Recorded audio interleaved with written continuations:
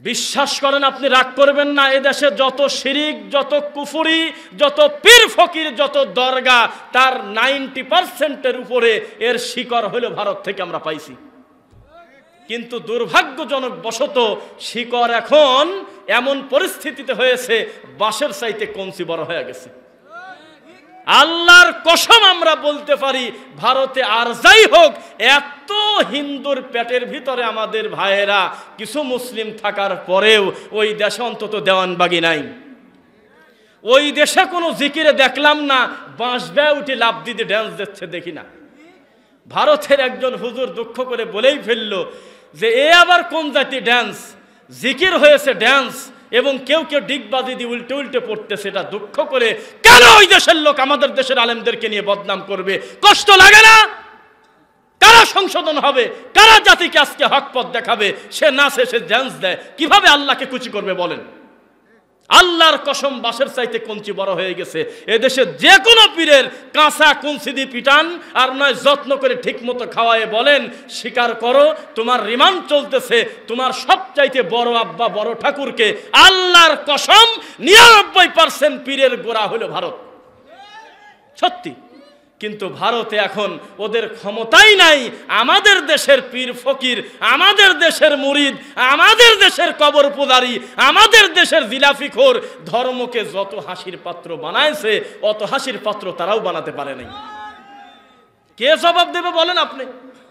কথায় কথায় খালি একই ফেসাল পারে, আমরা 90%-এর উপর মুসলমান। ওরে কানা, 90%-এর উপর যে সংখ্যার মুসলমান, এই মুসলমান যদি শতকরা হিসাব করা যায়, শতকরা 5 জন মানুষ আল্লাহকে চেনে না। চেনে না আল্লাহকে। 20 বছর বুখারি পড়ছে, 30 বছর মুসলিম পড়েছে, 40 বছর আল্লাহর ঘরের ইমামতি করে। আল্লাহ কোন জায়গা আছে বললে পরিষ্কার আল্লাহর কোরআন বিরোধী কুফরি আকীদা বলে যে আল্লাহ আমার কলবে। এর চাইতে যার আকীদা ভালো, ও কচ্ছে না কলবে টলবে না, আমার কলবই হলে আল্লাহর আরশ। এ কোন ধরনের বিপদ? আর যার মাহফিলে শত শত হাজার হাজার শাইখুল হাদিস আর দাবার বংশ পায়ের কাছে কেবলাজানের বসে থাকে, ওই ঠাকুরের আকীদা হলো, ও আমার মুরিদরা রে, আমি যদি তোমাদের আল্লাহকে ধরতে পারতাম, আমি আমার জুব্বার প্যাকেটে, আমি আমার বগলের ভিতরে, আমি আমার কলবের মধ্যে হান্দা নিতাম। এটা সেই দেশ। এই দেশে আপনার বর্ডার পার হওয়া ঠাকুর বাবা 365 দিন পর একদিন এসে বলে সকালে 4000 বার ইল্লাল্লাহ, মাগরিবের পর হলে 7000 বার ইল্লাল্লাহ। কেরে মহা মুশকিল, এ জাতির অপারেশন করতে হবে, বুক ফেরায় ওপেন হার্ট সার্জারি, উইর হাতে নাপা ধরা দেছে। কি মুশকিল! রুগী না বাঁচা, রুগীর লাগবে কুরামাইন। রুগীর ক্যান্সার হয়েছে, ও বলতেছে পানি পড়া দিয়ে দিলাম, খাজান নামে চলে যাও, টানি চলে যাও, কোনো চিন্তা নেই। আরে বলিস কি তুই? রোগী হিসেবে চিকিৎসা লাগবে না? আমাদের দেশের প্রত্যেক মাহফিলে, প্রত্যেক ইসলামী সম্মেলনে চূড়ান্তভাবে বিদাত এবং শিরিকের আলোচনা হওয়া দরকার। এখনো পর্যন্ত জাতি তার আল্লাহকে চেনে না, এখনো পর্যন্ত জাতি তার রাসূল সাল্লাল্লাহু আলাইহি ওয়াসাল্লামকে চেনে না। মাঝে মধ্যে আমার দেশের একটা মুরিদ, আমার দেশে একটা পীরের কর্মকাণ্ড ফেসবুকে, ইউটিউবে বা সরেজমিনে প্র্যাকটিক্যালি যখন আমরা দেখি, আল্লাহর কসম আমাদের মনে হয় আল্লাহ এইরকম নোংরা আকীদা মনে হয় আবুল আহাবেরও ছিল না। আল্লাহ, এ কোন ধরনের বিবেক? নিজের মাথার রুমাল ছাড়িয়ে দিয়ে বলতেছে আমার কলব আমার দাদার কলবে ছাড়িয়ে দিয়ে দিলাম, দাদার কলব তার কলবে, তার কলব আব্দুল কাদের জিলানীর কলবে, তার কলব খাজা মঈনুদ্দিনের কলবে, কলব ঘোরাতে ঘোরাতে তারপরে যায় প্রথম আসমানে। কত বড় নেমো খারাম! অথচ একটা মানুষ শেষ রাত্রে বা যে কোনো বিপদে সরাসরি যদি সেজদা দিয়ে খালি একবার আল্লাহকে আল্লাহ বলে ডেকে যদি বলে আল্লাহ আমার গুনাহ তুমি ক্ষমা করো, সত্যি করে বলেন তো আল্লাহ ক্ষমা করতে পারে না? এই যে 2-3 মিনিট ভরে মানত করলেন, আমি আমার মুতাজ্জিয়া হচ্ছি আমার অন্তরকে আমার ঠাকুর বাবার দিকে, বাবার পীর মেজো হুজুর, তার পীর দাদা হুজুর, তার পীর অমুক চিশতিয়া, অমুক নকশবন্দিয়া, সিরিয়ালে টানতে টানতে আল্লাহ তোমার আরশে মাওলায় দিয়ে দিলাম। তার মানে প্রথমে যদি বলতো আল্লাহ আমার অন্তরের ইচ্ছা, আমার সালাত, আমার সিয়াম, আমার কুরবানি সব কিছু লিল্লাহ তোমার জন্য, তাহলে আল্লাহ মনে হয় শুনতো না। শুনতো নাকি? অনেকগুলি ব্যক্তির হাত ঘুরায় নিচ্ছে, অনেক বড় বড় লোকের নাম নিচ্ছে যাতে আল্লাহ প্রেসারে পড়ে দেয়। নাউজুবিল্লাহ। এর চেয়ে লজ্জার কিছু আছে? আপনি যদি বলেন হুজুর আল্লাহর দয়ায় আপনাদের দোয়ায় ভালো আছি, তাহলে আপনি জানি বলতে চাচ্ছেন যে মা দুধ দেছে, তবে আমার এক চাষি বলে দিছিল তারপরে দেছে। এ কি মাকে বড় করা হইল? এ তো সেই রব, সেই আল্লাহ যার কাছে না চাইলেও আপনি রিজিক পাচ্ছেন। সুবহানাল্লাহ পড়বেন না? কয়দিন বলেছেন সপ্তাহে? বলেন যে আল্লাহ সকালবেলা ভর্তা দিয়ে ভাত খালাম, দুপুরে ডাউল দিয়ে খাবো, রাত্রিবেলা মাছ দিয়ে খাবো, ব্যবস্থা করে দিও। প্রত্যেকটা দিন এইভাবে কি রিডিং করে আল্লাহকে বলেছেন? তবুও খাওয়াচ্ছেন আল্লাহ। কোন দিন মুনাজাতে বলেছেন আল্লাহ আমার খেতে তুমি নিয়মিত ঠিক মতো বৃষ্টি দিও? আল্লাহ অটোমেটিক দিচ্ছে না বৃষ্টি? অন্য খেতে গেলে আপনার খেতেও পানি আল্লাহ দিচ্ছে, ইনসাফ করে আপনাকে রিজিক দিয়ে আল্লাহ রাখতেছেন। আপনি কি বলতে পারেন না আমার যা দরকার আমি আল্লাহর কাছে চাইবো? পারেন না? ইদা সালতা ফাসআলিল্লাহ, যা দরকার কাকে বলবো? যা দরকার সব। জুতার ফিতাও যদি ছিঁড়ে যায়, মুসির কাছে যাওয়ার আগ দিয়ে এই কথাটা একবার আল্লাহকে বলে নেন। বলেন যে মুখ দিয়ে ইন্নালিল্লাহ বলেন। আর এটাও বলা আবার আর এক বিপদ আছে। মানে এই জিনিস যদি এমনি ইসলামের নিয়ম হলো, আচ্ছা ধৈর্য ধরে বসে থাকবেন তো ইনশাআল্লাহ আজকে। মানে আমাদের খুব সুস্থ ভালো লাগতেছে মনের কাছে আজকের এই বৈঠকে বসে। বেশ কিছুদিন আমরা খোলা মাঠে এভাবে বক্তব্য করতে পারি নাই। আপনারাও ঠিক মতো আশপাশে ওই রকম অ্যাভেলেবল বসতেও পারেন নাই নিষেধের কারণে, বিধি নিষেধের কারণে, তাই কিনা? আজকে আমরা বসেছি, প্রাণ ভরে কথা বলবো এবং কথা শুনবো। লিল্লাহি তাকবীর, আলহামদুলিল্লাহ। দাঁড়ানো ভাইদের একটু বসে গেলে ভালো হয়, জায়গা যেহেতু আছে একটু কষ্ট করে বসে যাবেন। কি বলতেছিলাম বলেন দেখি? কি বলছিলাম বলেন? ইন্নালিল্লাহ, তাই না? আমার এই হাত থেকে যদি এইটা পড়ে যায়, আমার এই হাত থেকে যদি 5 টাকার একটা কয়েন পড়ে যায়, আমার হাত থেকে যদি এই কাপটা পড়ে যায়, ইসলাম আমাকে বলে তাৎক্ষণিক এটা একটা সমস্যা, যেহেতু আমি ওঠানোর সময় পড়ে যাওয়ার সাথে সাথে বলবো ইন্নালিল্লাহ। কোনো লোক মারা গেলেও বলবো, কোনো একটা বিপদ আসলে বলবো, কোনো কিছু হাত থেকে পড়ে গেলে ইন্নালিল্লাহ বলে তুলবো, তাই না? এমন একটা মুশকিল, ইন্নালিল্লাহ মানেই হলো এর সাথে মরা লাগিয়ে আছে।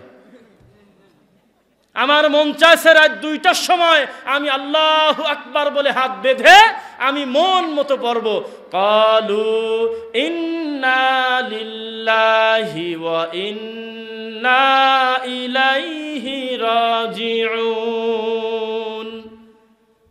পাড়া প্রতিবেশীর যদি আফসা আফসা ঘুম থাকে জাগে যাবে যে এখন আবার মরা মাটি দেবো কার? কি বিপদ কোন? মন চাইছে আপনি একই আয়াত বারবার পড়তে পারেন না?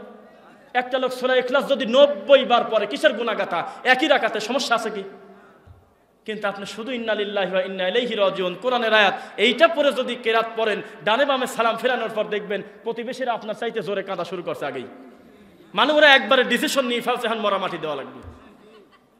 তার মানে কি? এই বিদাতি হুজুর, এই কবর পূজারী, মাজার পূজারী শিরকি আকীদা আমাদের ভিতরে এমন ভাবে ঢুকে গেছে, জাল হাদিসগুলো এখন এইগুলো আমাদের একটা বড় প্রভাব বিস্তার করে ফেলছে, ঠিক নাকি? আমার মন চাইছে রাত 2টার সময় আল্লাহু আকবার বলে হাত বেঁধে আমি পড়ব, মিনহা খালাকনাকুম ওয়া ফিহা নুঈদুকুম ওয়া মিনহা নুখরিজুকুম তারাতান উখরা। ডাইরেক্ট আওয়াজ আসবে, কারে ইন্না লিল্লাহ সারাই মাটি দিচ্ছে। তার মানে এইটা হলো মরা মাটি দেওয়ার দোয়া। আসলে কি তাই? রাগ করতেছেন মনে হয় আপনারা? আমার কথা কি বোঝা যায়? মানে আমার মন চাচ্ছে আল্লাহর কোরআনের এই আয়াতটা পড়ব, এর সাথে মরা মাটি দেওয়ার কি সম্পর্ক তা বলেন তো, হাত তুলে কেউ। তাহলে বিদাত, শিরিক, কুফরি আকীদা, জাল হাদিস বড় একটা লম্বা সময় প্রভাব বিস্তার করে নাই এই সমাজে, বলেন দেখি। আমার অন্তর চাইছে আমি পড়তে পড়তে যাব যেই পড়াটা আমাদের আব্বা ইব্রাহিম আলাইহিস সালাম পড়েছিলেন কঠিন বিপদের সময়, হকটা যখন বুঝেছিলেন তখন বলেছিলেন, ইন্নী ওয়াজ্জাহতু ওয়াজহিয়া লিল্লাযী ফাতারাস সামাওয়াতি ওয়াল আরদ হানিফাও ওয়া মা আনা মিনাল মুশরিকিন। কি মুশকিল! এখন লোকজন বলবি যখন যায় নামাজ পাক করতেছে, যায় নামাজের দোয়া। এটা কোরআনের আয়াত না? কোরআনের আয়াত কিনা? কিন্তু আমরা যখন কোরআন মাজিদের আয়াতগুলো, রাসূলের হাদিসগুলো আমরা মন মতো বুঝতে গেছি, আমার পীরের মতো বুঝতে গেছি, বড় হুজুরের মতো বুঝতে গেছি, বুজুর্গানে কেবলার মতো বুঝতে গেছি, তখন আল্লাহর কোরআনের হক নষ্ট হয়ে গেছে। ঠিক নাকি? কোরআন কি এই কথা বলেছিল যে মাটি খবরদার মিনহা খলাকনাকুম ছাড়া যেন না হয়? বলেন, মাটি দিবেন কি বলে? তো সব তো জানেনি, কি ওয়াজ করবে আজকে? হ্যাঁ, মাটি দেব কি বলে? নাকি মিনহা খলাকনাকুম পড়ে? সালাতে দাঁড়িয়ে কি বলবো? সর্বপ্রথম জায়নামাজে দাঁড়িয়ে আগে জায়নামাজটা পাক করে নেব, ইন্নী ওয়াজ্জাহতু বলে, তাই না? বাহ, কি বলবো? মাশাআল্লাহ। সালাতের কর্ম শুরুই হবে হলো তাকবীর দিয়ে। কি দিয়ে? আল্লাহু আকবার দিয়ে। কি দিয়ে? আর এইটা শেষ করব কি দিয়ে? পরন্তু কিভাবে সালাম দিতে হয় দেখি কেমন হয়। মাশাআল্লাহ, ছোট মানুষ আইন উচ্চারণ করতেছে, কত ভালো। আসসালামু আলাইকুম ওয়া রাহমাতুল্লাহ। পারবেন তো বলতে ইনশাআল্লাহ? জি। তো যে কথা বলতেছিলাম, আল্লাহ বললটা কি আর আমরা বুঝলামটা কি? এটা কি ধর্মীয় জাহিলিয়াত না? এইভাবে আমরা পয়েন্ট টু পয়েন্ট সমাজে কি ধরনের শিরিক বিদাত প্রচলিত আছে এই বিষয়ে আমরা সংক্ষিপ্ত কথা বলবো ইনশাআল্লাহ। কষ্ট হবে না তো আপনাদের? আপনাদের যে একাগ্রতা, যে অ্যাটেনশন এবং যে উপস্থিতি, তাতে আমাদের অন্তর বলে আপনারা অবশ্যই দিনী মাহফিল থেকে কিছু নিতে এসেছেন ইনশাআল্লাহ। আল্লাহর কাছে একটা বড় জিনিস শুরুতে চায় নেই, আল্লাহ তুমি আমাদেরকে হেদায়েত দিয়ে দাও। আল্লাহ আল্লাহ হেদায়েতের আলো নিয়ে আমাদের মুখের শেষ বাক্য যেন হয় লা ইলাহা ইল্লাল্লাহ।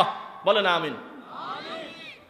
এবার আমরা আসি, শিরিক বিদাত আমাদের এই সমাজে কিভাবে প্রভাব বিস্তার করেছে। আমাদের সমাজের কিছু মানুষের, বেশিরভাগ পীর ফকিরের গতি, বেশিরভাগ মুরব্বীদের গতি, ভালো মানুষ কোনোদিন আমাদের মতোই সচরাচর এইভাবে থাকে না। ভালো মানুষ হলে জঙ্গলে থাকে।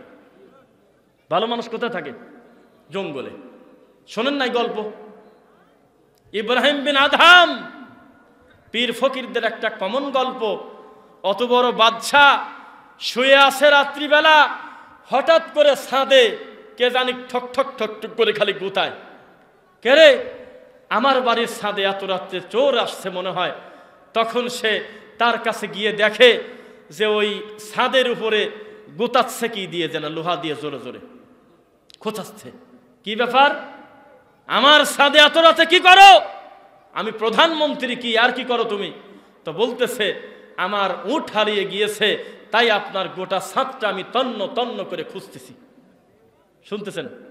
তখন নাকি ইব্রাহিম বিন আদহাম হেসে বলল, আরে তুমি কি পাগল?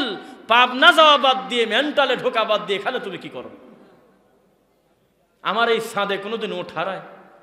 একটা আপনার মনে করেন চাচাতো ভাই খুঁজে পাচ্ছেন না, এখন উঠে এসে আমার জুব্বার পকেটে হাতাচ্ছেন আর বলতেছেন দেখি এই জায়গা আছে নাকি। এটা একটা অযৌক্তিক কাজ। কারণ এই জুব্বার পকেটে, এই জামার পকেটে একটা পূর্ণ মানুষ থাকবে, এটা হাসির কথা না।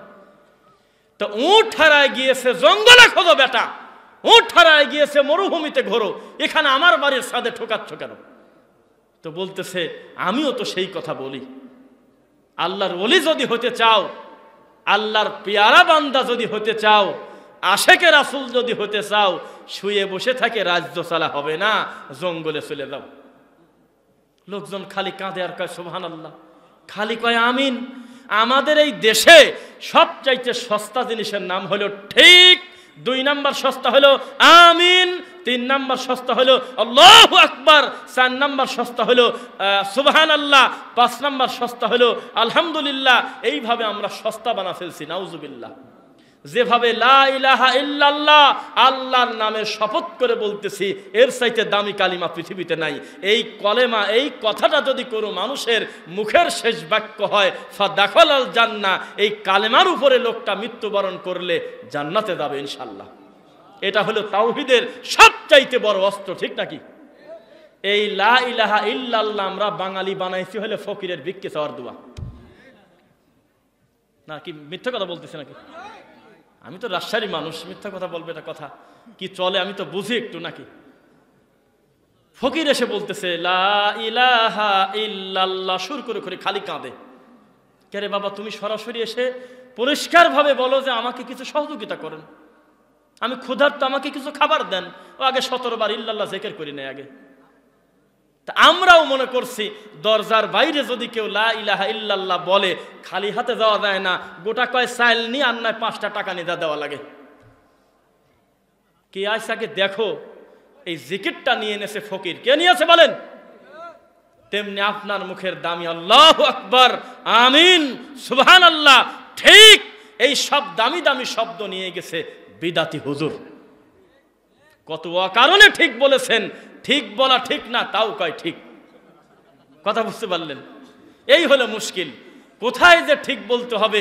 কত নাদান জাহেলকে, দিন ধর্ম না জানা মানুষকে, বিদাতি হুজুরকে, কুফরি আকীদার আলেম ওলামাকে নারায়ে তাকবীর বলে আমরা বাঙালি কত যে চাতালে তুলিছি তার আর হিসাব নাই। বিশ্বাস করেন? এমনি ঠিক কয়।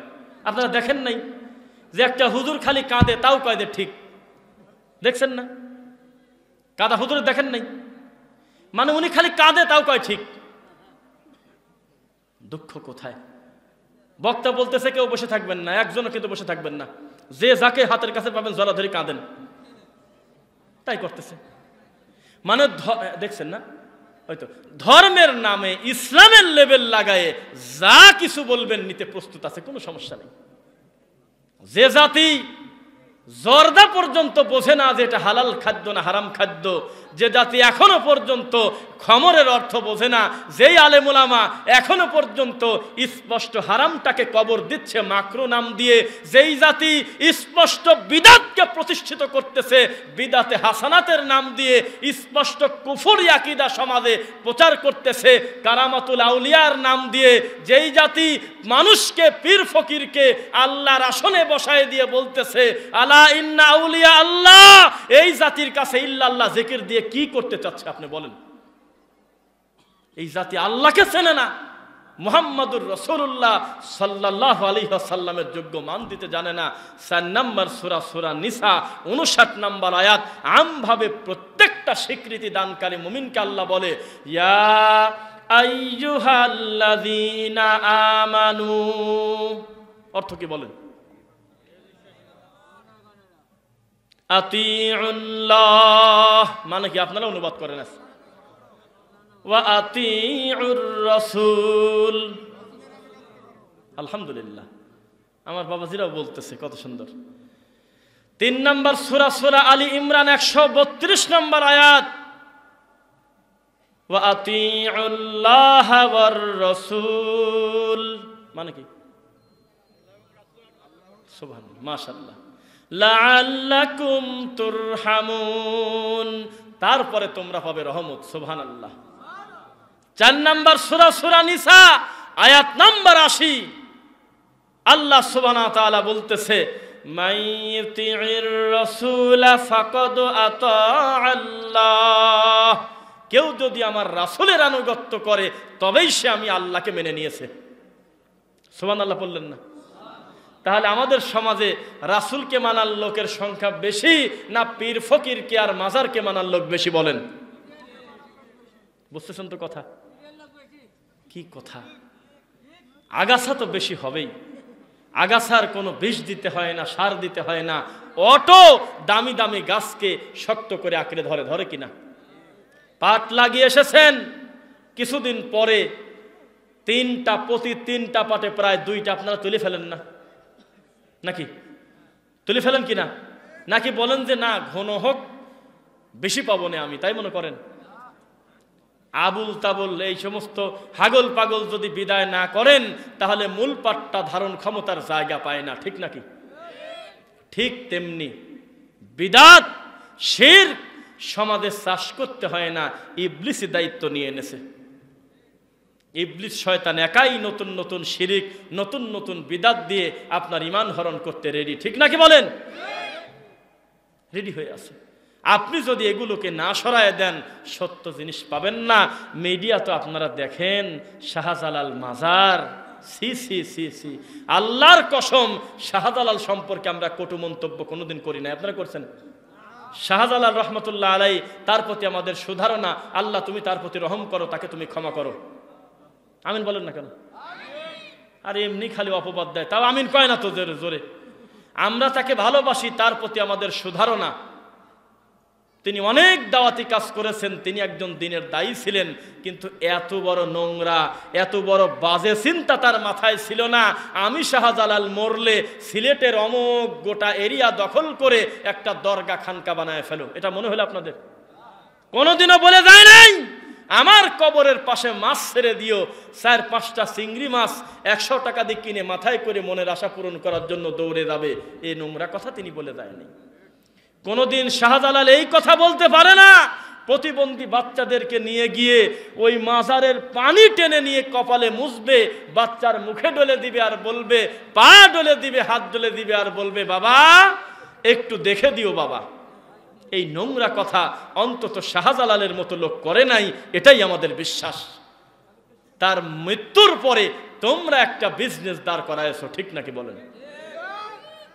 মাজারে পীর যদি কিছু দিতে পারত তাহলে সর্বপ্রথম খাদেমের ঠ্যাং ভাঙতো, আগে খাদেমের আগে মাথা ভাঙতো। তোর আর কাম নাই রে, হাজার হাজার মানুষের শিরিক প্রচার করার জন্য কুফরি কর্ম রানিং করে দেওয়ার দায়িত্ব নিয়েছো, ধান লাগায় পাট লাগায় খাও, জান্নাত হবে ইনশাআল্লাহ, এগুলো হালাল রুজি। মানুষকে কালেমা পড়া, মানুষকে সেজদা দেওয়ায় মুশরিক বানাচ্ছ, তোর আগে ঠ্যাং ভাঙবো। মাজার কবর যারা শুয়ে আছে তারা যত ভালো মানুষ হোক, আল্লাহর নামের শপথ, 2টা টাকা যদি সহযোগিতা করার কোনো সুযোগ তাদের হাতে থাকতো, তাহলে সত্যি করে বলেন তো দেখি, সাধারণ গ্রামগঞ্জের বাজার ঘাট মজলিস মসজিদের বাইরে মাদ্রাসার বাইরে অন্যান্য জায়গার তুলনায় মাজারে ফকির মিসকিন বেশি না? কথা কয় না? আপনার গোটা সারঘাট থানাতে যত হাগল পাগল নাই, যে কোনো একটা মাজারে যায় দেখেন যে খালি বস্তা বাবা, ডব বাবা, তালা বাবা, শিকল বাবা, খেতা বাবা ভরা আছে না? তাহলে মাজারওয়ালা যদি কিছু দিতে পারতো, আমাদের অন্তর বলে ধারণা যে আল্লাহর কাছ থেকে যদি কোনো ধরনের কোনো সুযোগ সুবিধা আলাদাভাবে অ্যাডভান্টেজ তাদের মন মতো তারা নিতে পারতো, তাহলে ওই ফকির মিসকিনগুলো অত অসহায় হয়ে ওই জায়গায় শুয়ে থাকে না। থাকে কি? তাহলে কিছু দিতে পারে কি? কে পারে দিতে? আল্লাহ, তিনি সবকিছু দিতে পারেন, তার নাম আল্লাহ। লিমানিল মুলকুল ইয়াম লিল্লাহিল ওয়াহিদিল কাহ্হার বিয়াদিকাল খায়র ইন্নাকা আলা কুল্লি শাইইন কাদির। সকল কল্যাণ কার পক্ষ থেকে আসে? আমরা একটা ভুল বুঝতাম এতদিন, একটা কথা আমরা বলতাম, ভালো মন্দ সব উপরওয়ালা জানে, সব উপরওয়ালা করায়, নাকি বলতেন না?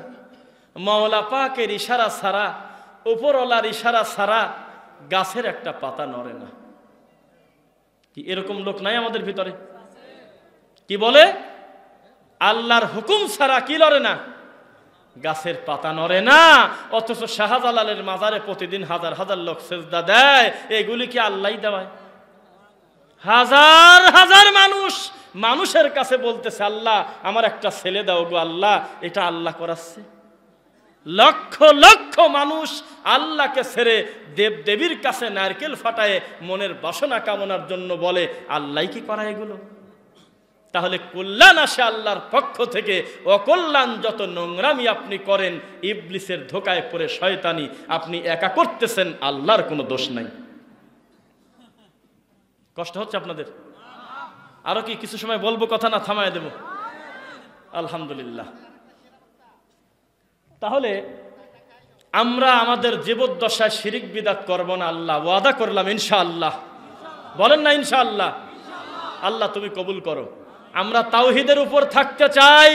যেই শব্দ বলেছিল আমাদের আব্বা আদম আলাইহিস সালাম বলেছিল লা ইলাহা ইল্লাল্লাহ, নূহ আলাইহিস সালাম বলেছিল লা ইলাহা ইল্লাল্লাহ। খালি ইল্লাল্লাহ বললে আবার মুশকিল আছে। আমার ভয় লাগে কোনো সময় এই ধরনের কথা বলতে গেলে, না জানে আপনারা ওই শেষের টুক খালি কন। কেননা ইল্লাল্লাহ, লা ইলাহা ইল্লাল্লাহ এটা হলো চা খাওয়ার দোয়া। বক্তা রানিং ওয়াজ থামাদি চা খাবে মানে আরো জোরে লা ইলাহা, চা টানতেছে। এ কত বড় খারাপ। 2-3 ডোক খায়, আবার দেখে একটু ঢিল ঢিল হয়েছে, তখন আবার কয় বালাগল, কয় আবার খায়, খাচ্ছে। এটা কি চা খাওয়ার দোয়া? উনি আস্তাগফিরুল্লাহ পড়লেন না। ধর্মটাকে আমরা হাসির পাত্র বানাইছি। নতুন করে কোনো মানুষ, নতুন করে কোনো মানুষ, নতুন করে কোনো নাস্তিক, নতুন করে কোনো বেঈমান সে যদি আমাদের দিন ধর্ম গ্রহণ করতে চায় আর অনুসারীদের দিকে তাকায় থাকে, তাহলে আবার আগেরটাই ফিরে দেয়, বলবে এই তো ভালো, 3 মাস পর পর নারকেল ফাটাবো, কালীর সামনে, দুর্গার সামনে, ভগবতীর সামনে, এটাই তো সবচেয়ে ভালো। এ আবার কি ধর্ম? কালেমা পড়ার সাথে সাথে জিকির দিলেই খালি উপর পালিয়ে ওঠে।